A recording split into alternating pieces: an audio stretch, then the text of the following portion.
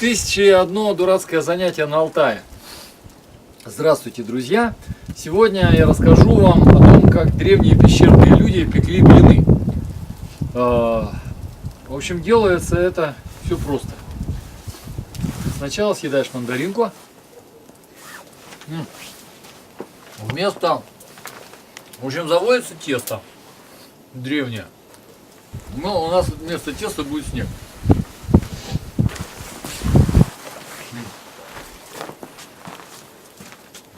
Разводится костер большой у скалы.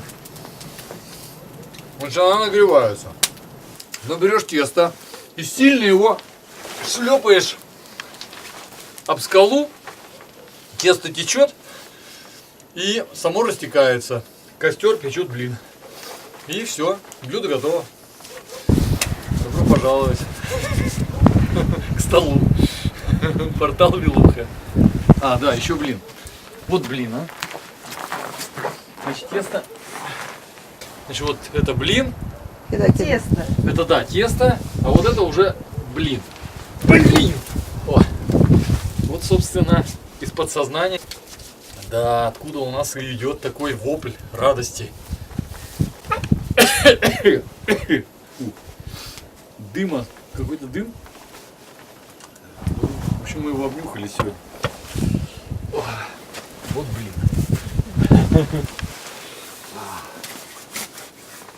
А еще мы придумали, точнее еще 1001 дурацкое занятие, это пещерный костер. Почему древние люди так долго жили, так давно, а еще с каменного века? Потому что они были очень ленивые. И махали своими каменными топорами очень, в общем, умеренно. И поэтому я решил повторить их подвиг. Я просто развел костер и вот пихаю палки, они посередине отгорают. И, в общем, ничего рубить не надо.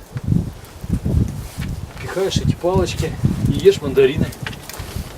В общем, вот такой авторский костер. Все довольны. Племени.